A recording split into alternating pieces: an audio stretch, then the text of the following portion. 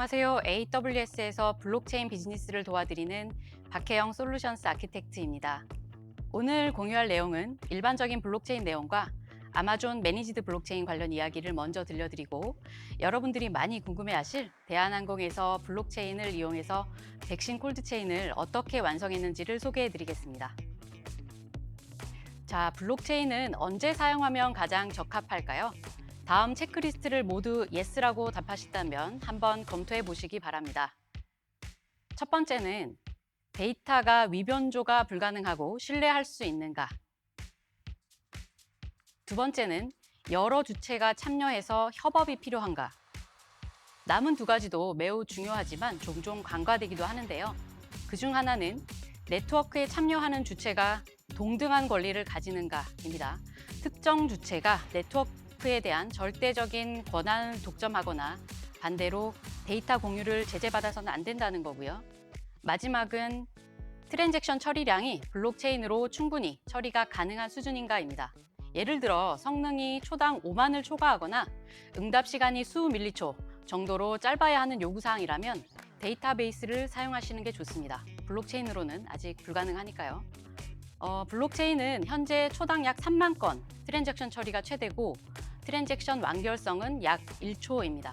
가장 널리 쓰이는 이더리움도 초당 25에서 150개의 트랜잭션, 그리고 1에서 15초 사이의 트랜잭션 완결성을 가진 낮은 성능으로 동작합니다. 만일 위 질문에 모두 Yes라고 답하셨다면 블록체인이 여러분들의 좋은 솔루션이 될 수 있습니다. 자, 블록체인은 크게 두 종류로 나누어 보면 프라이빗과 퍼블릭 체인이 있는데요. 만든 목적도 다르고 사용 사례도 다릅니다. 우선 프라이빗 체인은 대략 20명 미만의 허락된 구성원들이 네트워크에 참여하고, 그래서 이 노드들 간에 빠른 합의가 가능하기 때문에 처리 속도가 퍼블릭 대비 매우 빠릅니다. 비즈니스 액세스 제어나 미세한 권한 조정이 가능해서 기업이나 정부에서 많이 활용하고요. 주로 위변조 방지, 유기농, 인증 같은 서플라이 체인에서 가장 많이 활용이 되고, 정상과 같은 금융 서비스, 그리고 디지털 신분증 발급, 코비드-19 예방접종 확인 등 인증 서비스에서도 최근에 많이 활용이 됩니다. 다음으로 비트코인, 이더리움 같은 퍼블릭 체인인데요.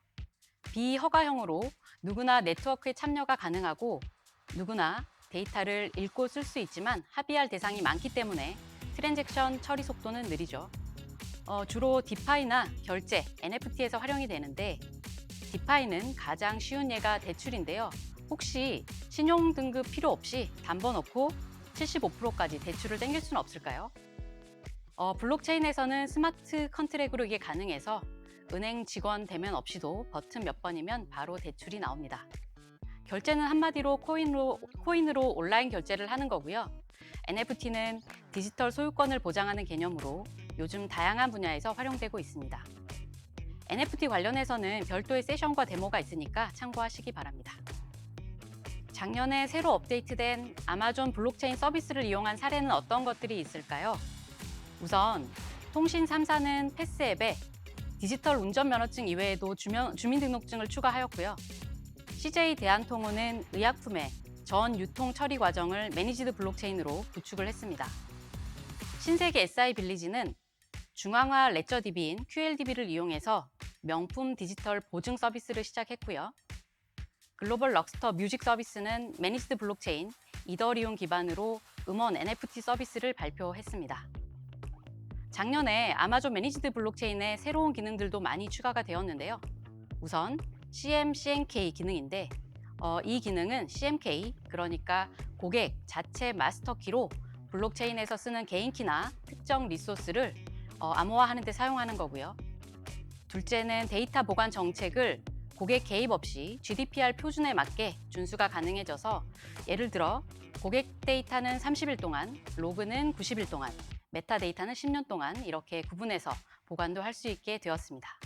태깅 기능도 추가가 되었고요. 하이퍼레저 패브릭 2.2 버전은 작년 말에 업그레이드가 되었습니다. 마지막은 고객들이 가장 많이 문의하시는 세 가지 질문인데요. 우선 아마존 매니지드 블록체인은 완전 관리형 서비스로 하이퍼레저 패브릭 그리고 이더리움 두 가지 네트워크를 지원하고 올해 새로운 블록체인 네트워크가 추가될 예정입니다. 완전 관리형이니까 노드를 직접 띄우실 필요 없고 클릭 몇 번으로 네트워크를 생성하고 대신 개발자들은 개발에만 집중하면 되니까 블록체인 앱 개발이 빨라지겠죠. 간혹 이더리움을 별도의 프라이빗 네트워크로 운영하고 싶어들 하시는데요. 현재 매니지드 블록체인 이더리움의 경우에는 메인넷과 테스트넷 중에서 선택하실 수 있고 프라이빗 네트워크는 로드맵에는 있지만 아직 정식 오픈은 되지 않았습니다. 한 가지 주의하실 사항은 일반적인 오픈소스 이더리움의 경우에는 노드를 띄우면 트러플이나 메타마스크 지갑 등에서 다이렉트로 RPC 호출을 할 수 있는데요. 매니지드 블록체인은 적절한 크리덴셜 인증을 거쳐서 사용을 하셔야 합니다. 관련된 소스와 가이드가 나와 있으니까 일일이 개발하시지 마시고 가이드 문서를 참조하시기 바랍니다.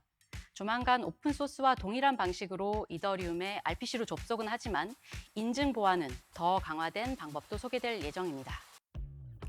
매니지드 블록체인 구축에 필요한 도움이 될 수 있는 도구들과 레퍼런스들 참고하시기 바랍니다. 다음으로 대한항공 양선희 과장님을 통해서 블록체인으로 어떻게 백신 콜드체인을 완성했는지 그 이야기를 들어보도록 하겠습니다. 안녕하세요. 반갑습니다. 저는 대한항공 IT팀에서 화물 업무를 담당하고 있는 양선희 과장입니다. 지금부터 고객사에 제공하는 정보에 대한 신뢰성을 강화해준 대한항공의 화물 블록체인 서비스와 이를 가능하게 해준 블록체인 기술, 또 이를 효율적으로 구현하는 데 도움이 된 아마존 매니지드 블록체인에 대해 살펴보겠습니다. 여러분, 코로나 백신이 들어오기 시작된 때를 기억하시나요?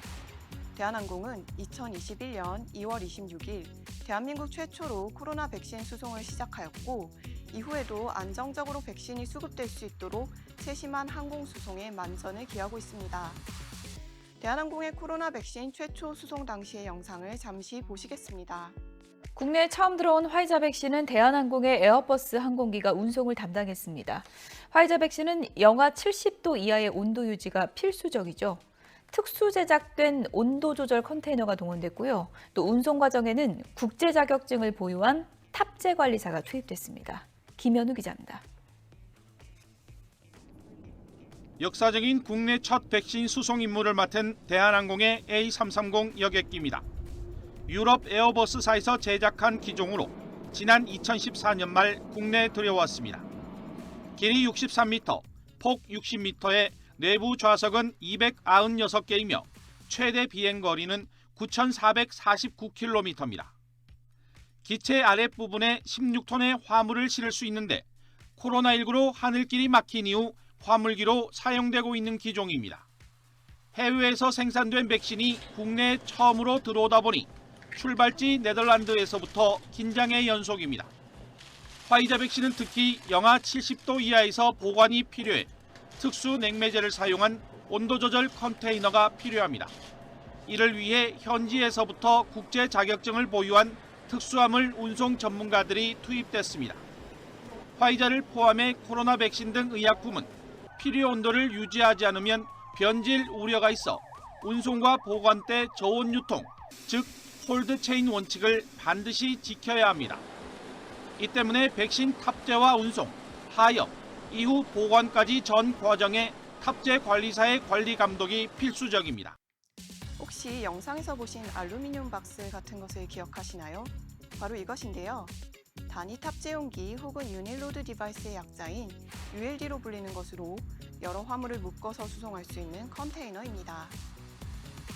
ULD 중에서도 일반적인 화물이 아닌 특수 화물을 위한 기능이 있는 ULD를 특수 ULD라고 부릅니다. 백신 수송에 사용되는 ULD는 이 특수 ULD의 일종인 온도 조절 컨테이너입니다. 온도 조절 컨테이너 안에는 온도 측정 센서가 부착되어 있어 항공기에 탑재된 이후에도 주기적으로 온도를 측정하여 저장하고 항공기에서 하기된 후 이 정보를 점검함으로써 항공기 내부에서도 특정 온도 범위를 벗어나지 않고 안전하게 운송되었는지를 알 수 있습니다. 2021년 코로나 백신 수송이 개시된 이후 대한항공은 꾸준한 물량 백신 수송을 담당하고 있으며 이에 따라 의약품 화물 수송이 전년 대비 폭발적으로 증가하였습니다. 백신과 같은 의약품은 특수 화물로 분류되며 이와 같은 화물은 화주의 요청에 따라 운송 상태에 대한 세부적인 정보를 제공하게 되어 있는데요. 백신의 경우 특히 온도에 민감하여 항공운송 및 창고 보관 구간에서의 온도 정보를 제공합니다. 이러한 특수화물의 경우 화주들의 관심이 높기 때문에 수송 관련 정보를 보다 신뢰성이 높은 방식으로 제공하기 위해 고심했습니다. 왜 블록체인을 선택하게 되었을까요? 현재 화물 운송에 관련된 데이터는 중개 사망을 사용하여 화물 시스템으로 들어오거나 일부 주요 업체의 경우 직접 화물 시스템에 입력을 할 수 있도록 허용해주고 있습니다. 이 데이터는 화물 홈페이지로 흘러가서 외부 업체에서는 일반적으로 홈페이지를 통해 조회하고 있습니다. 하지만 만약 이 주체들 간에 데이터를 공유할 수 있는 창구가 있다면 어떨까요? 백신 수송이 증가하는 요즘과 같은 시기에 신뢰도가 높은 기술로 데이터를 실시간 공유할 수 있다면 더욱 좋을 것입니다. 이에 따라 저희는 블록체인 기술 도입을 검토하게 되었습니다. 앞서 블록체인에 관해 잘 설명해 주신 AWS의 박혜영 SA님과 함께 대한항공 화물 블록체인 서비스를 아마존 매니지드 블록체인을 사용하여 구축하기로 하고 저희 IT팀이 비즈니스 부서에 소개할 때 가장 많이 들은 반응은 바로 이것이었습니다. 블록체인? 그거 비트코인 같은 거 아닌가요? 비트코인은 블록체인 기술을 사용하는 가장 널리 알려진 사례이긴 합니다만 저희는 비트코인에 사용되는 퍼블릭 네트워크와는 달리 엔터프라이즈 레벨에서 많이 사용되는 프라이빗 네트워크를 사용합니다. 이는 이미 알려진 한정된 수의 멤버들 간에 보안이 강화된 방식으로 정보를 공유하고 읽고 쓰기를 가능하게 하는 방식에 보다 적합합니다. 현재 AWS에서는 블록체인 관련 오픈소스를 AWS 매니지드 서비스로 변환하여 퍼블릭 네트워크로는 이더리움을, 프라이빗 네트워크로는 하이퍼레저 패브릭을 제공하고 있는데 대한항공은 프라이빗 네트워크인 하이퍼레저 패브릭을 선택하였습니다. 아직은 생소할 수 있는 블록체인을 다른 유관업체들도 쉽게 사용할 수 있도록 웹피는 친숙한 웹 서비스인 REST API 형태로 감싸서 더욱 많은 사용자가 접근할 수 있도록 장벽을 낮추었습니다. 어떤 서비스의 블록체인을 사용하면 좋을까요? 신규 서비스에 블록체인 도입을 검토하시는 분들이 많지 않을까 생각됩니다. 그러면서도 한편으로 기존 기술 대비 블록체인 기술의 차별점이 궁금하고 또 고민이 될 것 같은데요. 이번에 화물 블록체인 서비스를 구축하면서 저희도 비슷한 과정을 거쳤습니다. 저희가 블록체인 서비스 대상을 선정하면서 중점을 둔 기준을 말씀드리면 도움이 될 것 같습니다. 먼저 고객사가 필요로 하는 가치 있는 정보여야 합니다. 블록체인을 사용해보니 기존 기술 대비 상대적으로 비용이 높은 기술이라는 생각이 들었습니다. 비단 리소스에 소요되는 비용뿐만 아니라 트랜잭션마다 발생하는 시간을 포함한 비용 역시 그러한데요. 그러다 보니 고객이 필요로 하는 정보를 최적화된 구조에 담을 수 있을 때 유용했습니다. 다음으로는 높은 신뢰도가 요구되는 정보여야 한다는 점입니다. 상대적으로 높은 비용을 고려하더라도 고객에게 신뢰도 높은 정보를 제공하는 게 중요한 목표라면 블록체인은 좋은 방법이 될 수 있습니다. 마지막으로 데이터와 관련된 여러 멤버 사이에 공유되어야 하는 정보일 때 블록체인의 활용도는 특히 높습니다. 블록체인의 가장 큰 강점이자 특성은 탈중앙화 구조라고 생각하는데요. 그러다 보니 여러 주체가 정보를 수정하고 조회하는 것이 필요할 때 모두가 동일한 블록체인을 가지고 있음으로써 지연 없이 데이터를 공유하는 데에 유리합니다. 저희가 구축한 화물 블록체인 서비스는 위의 기준에 잘 맞았고 그렇기에 블록체인을 사용하기로 결정하였습니다. 온도 조절 컨테이너에 수송되는 특수화물의 온도 정보뿐만 아니라 화물의 반입 정보도 함께 제공할 때 데이터의 활용성이 높은 점을 고려하여 이 정보 역시 화물 블록체인 서비스에서 함께 공유하는 방향으로 진행하였습니다. 자, 이제 블록체인 기술을 화물 블록체인 서비스에 사용해보기로 결정했습니다. 그럼 구축하기 전에 업무적인 요건을 어떻게 고려하여 블록체인 구조에 적용해야 할까요? 크게 세 가지 키워드를 생각해 볼 수 있는데요. 데이터, 멤버, 블록입니다. 첫 번째로 데이터에 대한 고민이 필요합니다. 앞서 말씀드렸다시피 블록체인의 특성을 염두에 두고 어떤 데이터를 서비스하는 것이 좋을지 생각해 보아야 합니다. 블록체인의 비용을 고려하여 가치 있는 정보를 선정하고 위 변조가 어려운 강점을 활용하여 신뢰성이 높은 정보를 제공하고 탈중앙화라는 특성에 맞게 여러 주체가 블록체인 네트워크에 참여했을 때 업무 효율이 높아지는 정보를 공유해야 합니다. 두 번째로, 어떤 멤버가 블록체인 네트워크에 참여할 수 있을지 생각해 보아야 합니다. 앞서 대한항공은 블록체인 중에서도 프라이빗 네트워크를 사용한다고 말씀드렸습니다. 퍼블릭 네트워크와는 달리 프라이빗 네트워크는 사전에 합의된 한정된 멤버만 참여할 수 있는 구조입니다. 따라서 데이터를 공유할 멤버를 선정해야 하는데요. 우선 정보 제공자인 대한항공이 하나의 멤버로 참여합니다. 화물 블록체인 서비스는 화물을 맡기는 화주들에게 필요한 온도 및 반입 정보를 제공하므로 이를 대행하는 업체인 포워더가 또 다른 멤버가 됩니다. 마지막으로 이제 어떤 멤버들 간의 정보를 공유할지 결정되었으니 공유할 정보를 어떻게 블록에 구성할지를 생각해 보아야 합니다. 데이터베이스에 정보를 담을 때 트랜잭션을 고려하여 정교하라는 것처럼 블록체인 역시 비슷한 고민이 필요합니다. 어떻게 블록에 정보를 분할할지, 블록을 가져올 때 중요한 키는 무엇으로 할지, 누적되는 데이터 히스토리는 어떻게 구성할지 고려해 보아야 합니다. 화물 블록체인 서비스의 경우 크게 특수화물의 온도 정보와 반입 정보라는 두 가지 영역의 데이터를 제공하는데요. 향후 트랜잭션을 고려하여 두 가지 영역의 공통 정보인 운송장에 관련된 정보를 하나의 블록으로 만들고 온도 정보, 반입 정보를 각각 분리하여 총 3가지 종류의 블록으로 구성하기로 하였습니다. 첫 번째 블록인 운송장 블록의 AWB는 에어웨이 윌의 약자입니다. AWB 넘버는 운송장 번호로 택배 번호와 비슷한 개념으로 이해하시면 됩니다.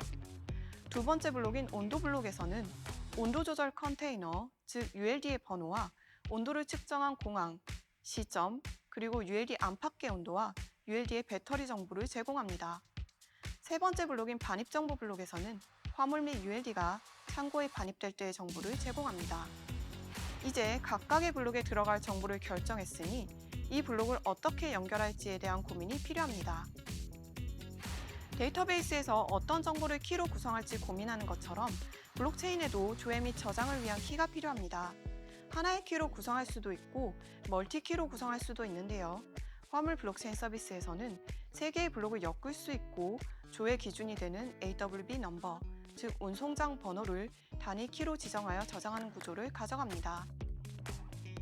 마지막으로 데이터의 변경 히스토리를 어떻게 저장할 것인지 생각해 보아야 합니다. 화물 블록체인 서비스의 경우 온도나 반입 정보 모두 가장 최근 상태가 실시간으로 제공되어야 할 뿐만 아니라 그 이전의 이력 조회 역시 중요한 업무 요건 중 하나였는데요. 한 번의 트랜잭션이 발생할 때 이를 운송장 번호를 키로 갖는 블록에 계속해서 덧붙임으로써 조회 시 빠른 속도로 한 번의 데이터 이력을 가져올 수 있도록 구성했습니다. 이제 업무 요건에 따른 정의가 끝났으니 블록체인 서비스를 구축해 볼 차례입니다. 먼저 블록체인 네트워크를 구성하는 것으로 시작합니다. 아마존 매니지드 블록체인은 AWS 매니지드 서비스이기 때문에 AWS 콘솔에서 클릭으로 쉽게 생성할 수 있습니다. 네트워크 생성과 동시에 첫 번째 멤버인 대한항공이 네트워크에 참여하게 됩니다.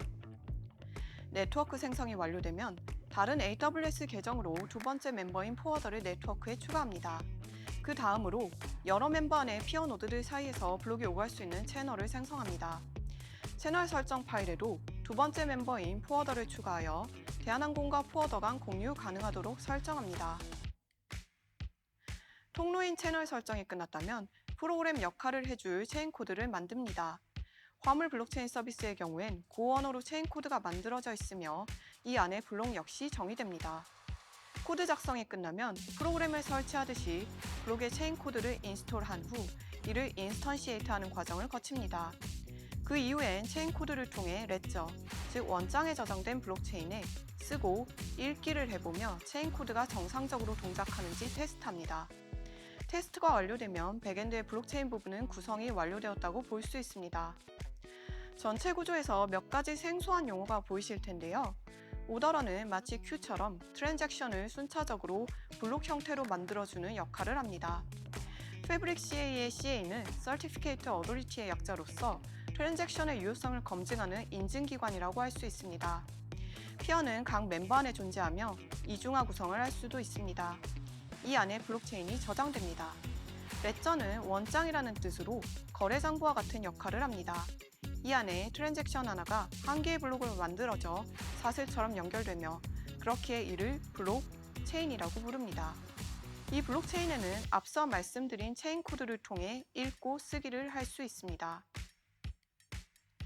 하지만 이렇게 블록체인 네트워크 및 동작을 위한 체인 코드가 구성되었다고 하더라도 블록의 읽고 쓰기는 커맨드 라인의 명령어를 작성하는 형태로만 가능합니다. 따라서 블록체인 네트워크에 참여한 멤버들이 보다 친숙한 환경에서 블록체인 서비스를 사용할 수 있도록 이를 API로 감싸주는 작업을 합니다. 화물 블록체인의 경우 REST API를 제공하는 형태로 구성하였으며 패블릭 클라이언트이기도 한 EC2 위에 올라가 있습니다. 파게이트 위에 만들어진 웹 화면에 이 API를 연결하여 사용자들이 화면을 통해서도 데이터를 조회하고 쓸 수 있도록 만들었습니다. 블록체인을 사용하기 위해서는 블록체인 내 인증기관에서 발급받은 멤버 및 유저명으로 트랜잭션의 유효성을 검증할 수 있지만 API 앞단에 일반적인 웹 서비스 인증 로직도 추가하여 보안을 강화할 수 있습니다. 대한항공에서는 AWS 서비스인 API 게이트웨이와 코그니토의 조합으로 이를 구현하였습니다. 이제 화물 블록체인 서비스 구성이 끝났습니다. 아무래도 생소한 기술이고 눈에 익지 않은 용어가 많다 보니 실제로 블록체인 서비스가 어떻게 동작하는지 궁금하실 텐데요. 그래서 간단히 블록체인 서비스 메커니즘을 살펴보도록 하겠습니다. 앞서 그림에서처럼 화물 블록체인 서비스에는 크게 대한항공과 포워더, 두 멤버가 블록체인 프라이빗 네트워크에 참여합니다. REST API 웹 서비스를 통해 블록체인 서비스를 사용할 수 있습니다. 이 서비스를 사용하기 위해서는 전제 조건으로 멤버 및 사용자가 블록체인 네트워크에 참여 및 등록이 되어 있어야 합니다. 등록이 완료된 후 사용자가 트랜잭션을 요청하게 되면 이 요청에 들어있는 서명을 확인하고 사전에 등록된 사용자인 경우 허가한다는 결과를 줍니다. 이렇게 서명 검증이 완료된 유효한 트랜잭션은 오더러에 제출됩니다. 오더러에서는 트랜잭션에 대한 신규 블록을 생성하고 이를 각각의 멤버 안에 피어 노드에 모두 전송합니다. 이 신규 블록은 블록체인의 마지막에 들어갑니다. 이 작업이 완료되면 유저에게 트랜잭션 처리가 끝났다는 응답을 주게 됩니다. 다소 복잡하게 생각될 수 있는 이 블록체인 메커니즘을 살펴보면 블록체인의 특성 및 강점이 보입니다. 블록체인을 모든 멤버가 하나씩 각각 가지고 있는 것을 보실 수 있는데요. 이를 통해 블록체인은 기존 데이터베이스와는 달리 중앙 한 곳에 정보가 집중되어 있는 것이 아니라 탈중앙화 특성이 있는 것을 알 수 있습니다.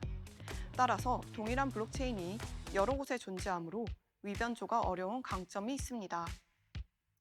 이러한 과정을 통해 저희는 화물 블록체인 서비스를 웹 화면까지 구축하였습니다. 총 3가지 블록이 존재하고 이를 각각 보여줄 수 있는 화면을 구성하였습니다. 웹 화면 뒤에는 API가 연결되어 있어 개발이 용이합니다. 이처럼 백엔드는 블록체인으로 구성되어 있더라도 API를 통해 사용자가 접하는 서비스는 기존의 친숙한 기술을 사용하여 모바일 등의 구현도 가능합니다. 이번 화물 블록체인 서비스를 구축하면서 몇 가지 배운 점을 공유해 드리고자 합니다.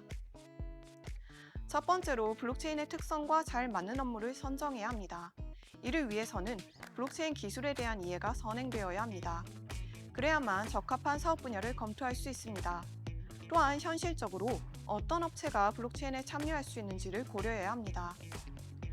두 번째로 블록체인의 메커니즘에 대한 이해가 필요합니다. 아무래도 블록체인이란 기술이 생소하기 때문에 사용자에게는 어렵게 느껴질 수 있습니다. 또한 중앙화된 데이터베이스와 같은 기존 기술이 친숙한 개발자에게도 인증된 참여자 간 하브의 기반의 블록체인 구조는 낯설게 느껴질 수 있습니다. 블록이라는 저장 구조 역시 마찬가지입니다. 어떻게 분할하고 어떻게 키로 엮어서 보여줄 것인지 블록이라는 단위의 개념을 잘 이해하고 업무 요건에 따라 결정하는 것이 필요합니다.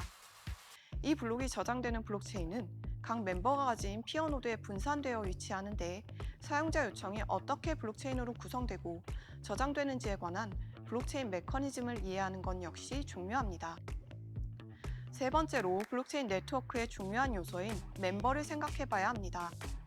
블록체인의 최대 강점은 탈중앙화된 정보를 네트워크 참여자인 각 멤버 사이에서 공유하는 것이므로 이를 활용하기 위해서는 서비스를 구축하는 주체인 대한항공뿐만 아니라 다른 업체의 적극적인 참여가 필요합니다.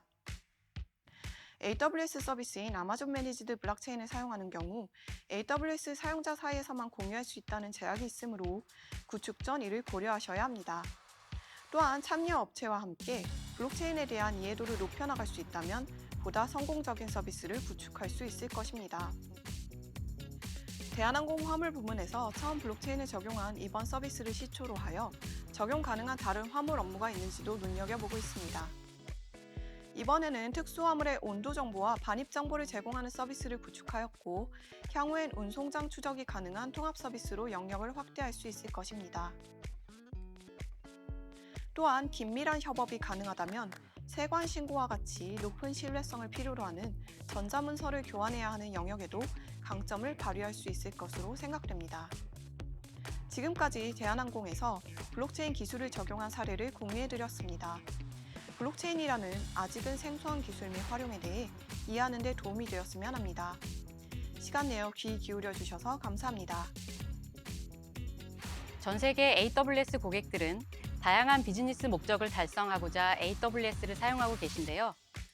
데이터를 잘 보호하면 비즈니스 성과 달성에도 도움이 된다는 사실 알고 계십니까?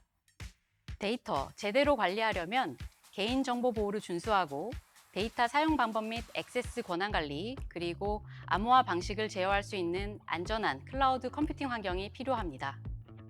AWS 키 매니지먼트 서비스, AWS 시크릿 매니저, AWS 서티피케이트 매니저 및 AWS 클라우드 HSM 같은 서비스는 액세스 및 정책에 대한 세분화된 제어가 가능합니다.